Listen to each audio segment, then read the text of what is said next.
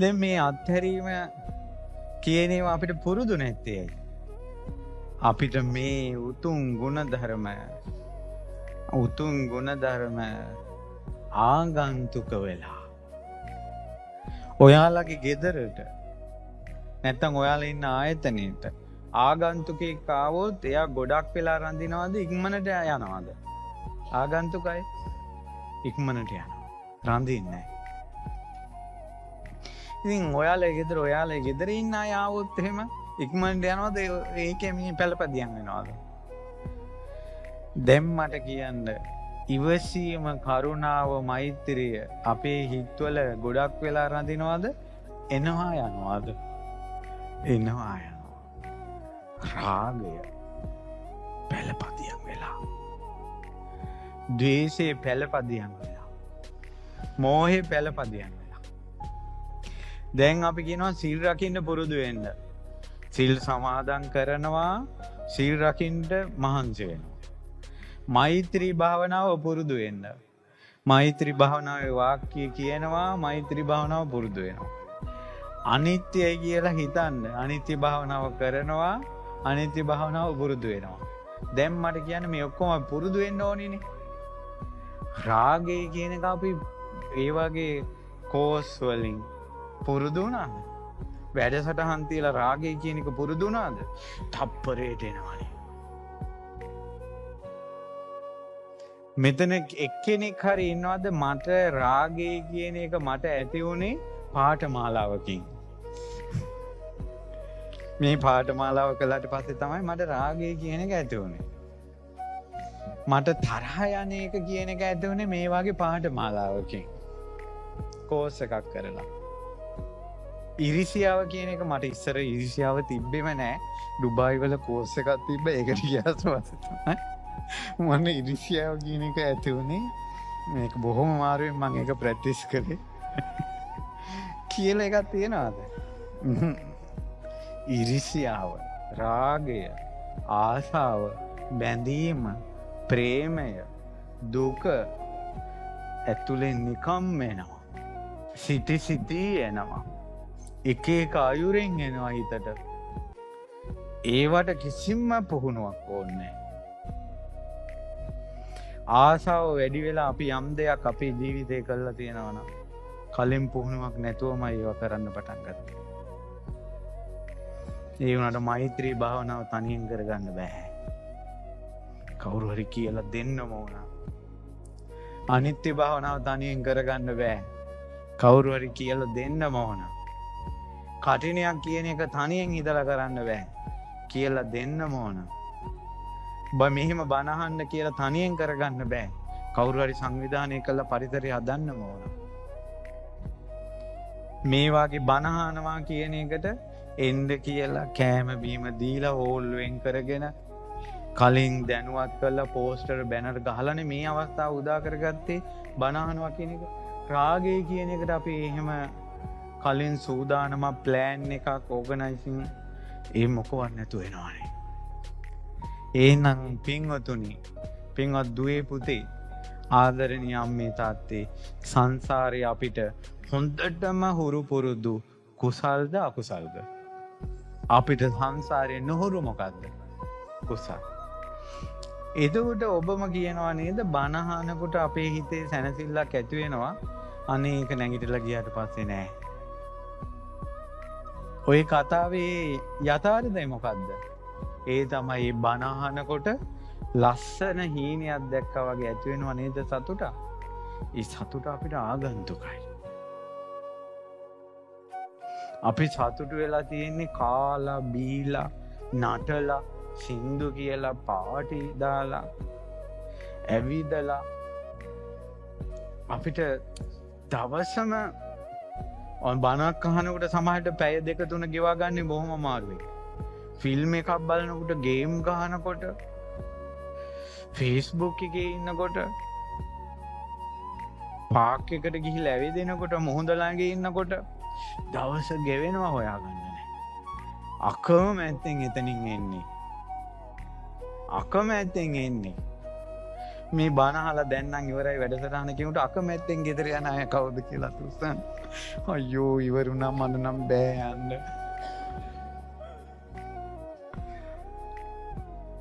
පින්වතුනි දැන් මේ ඔක්කොම කියන්නේ තමාට තමාව පෙනීම පිණිස.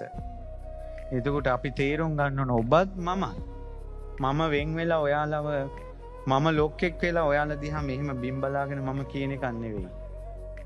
අපි ඔක්කොම බුදුරජාණන් වහන්සේගේ ශාසනයේ පිහිට වෙන ශ්‍රාවකයෝ. මේ යුගයේ මටත් ඔබටත් මේ ගුණධර්මයෝ ආගන්තුකයි. එනවා යනවා. සීලය එනවා යනවා. හිතේ සැනසෙල්ල එනවා යනවා. මෛත්‍රිය එනවා යනවා. මේක ඇතුලේ නතර වෙන්නේ නැහැ. මෛත්‍රිය නතර වෙන්නේ නැහැ. සීලේ නතර වෙන්නේ නැහැ. ඇතුලේ සමාධිය නතර වෙන්නේ නැහැ. ජීවිතයේ යථාර්ථයේ දකින්න ප්‍රඥාව නතර වෙන්නේ. දැන් මට කියන්න ආගන්තුකයි නම් දැන් මේ ආගන්තුකයාට ආගන්තුක බව නැති කරගන්න තියෙන සිස්ටම් එක මොකද්ද? නැවත නැවත පරිභෝග කිරීම තුළ. නැවත නැවත පරිභෝග කිරීම තුළින් තමයි ආගන්තුක බව නැති වෙන්නේ. එහෙනම් අත්හැරීම කියන එක ආගන්තුකයි නම් අත්හැරීම නැමැති ආගන්තුක බව නැති කරගන්නේ කොහොමද? නැවත නැවත අත්හැරලා. සාරිපුත්ත මහරහතන් වහන්සේ පිරිනිවන් පාන වෙලාවේ බුදුරජාණන් වහන්සේ දේශනා කරනවා, පින්වත් මහණෙනි මේ සාරිපුත්ත එක දිගට ආත්ම භාව 500ක් ගිහි ජීවිතය අත්හැරියා කියලා. එක දිගට ආත්ම භාව 500ක් ගිහි ජීවිතය අත්හැරියා කියලා. එහෙනම් සාරිපුත්තයන් වහන්සේට විමුක්තිය ලැබෙන්න ගිහි ජීවිතේ එක දිගට අත්හරින්න උන කී වතාවක්ද? 500 වතාවක්. එක දිගට. එතකොට විමුක්තිය ලැබුණා. අපිට කී ගමනක් අත්හරින්න වෙයිද? මහා බෝධිසත්වයෝ කී ගමනක් ගිහි ජීවිතේ අත්හැරියාද? අසංඛ්‍ය ගණන්. සම්බුදු වෙන්න. එහෙනම් අත්හැරීම නැවත නැවත අත්හරින්න. අත්හැරීමෙන් සෑහීමකටපත් වෙන්න එපා. බණ අහනවා කියන එකට ජීවිතයේ අංගයක් කරගන්න නැවත නැවත බණ අහන්න.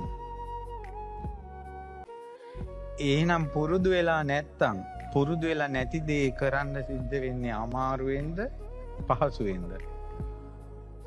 එහෙනම් ධර්මයේ හැසිරෙනවා කියන එක ලේසිද අමාරුද? ධර්මයේ හැසිරෙන එක අමාරු ඇයි? පුරුදු නැති නිසා.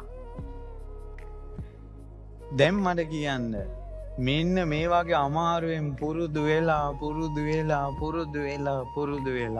මෛත්‍රී බුදුරජාණන් වහන්සේ පහළ වෙච්ච කාලයක උන්වහන්සේ එක ධර්ම දේශනාවයි කරන්නේ. දැන් අර රජ්ජුමාලා කැලේ බෙල්ල වැල්ලා ගන්න ගියේ එක බණපදෙන් සෝවන් වුණේ. මේ රජ්ජුමාලාවට මෙච්චර මේ රජ්ජුමාලා ඩුබායි ඇවිල්ලා වෙනම බණ අහලා කටින පූජා කරලා එච්චර ලොකු ප්‍රොජෙක්ට් එකක් කරේ නෑ මේ. එක බණපදෙන් සෝවන් වුණානේ. බුද්ධ කාලේ කී දෙනෙක් සෝවන් වුණාද එක බණපදෙන්? ඒකට හේතුව මොකද?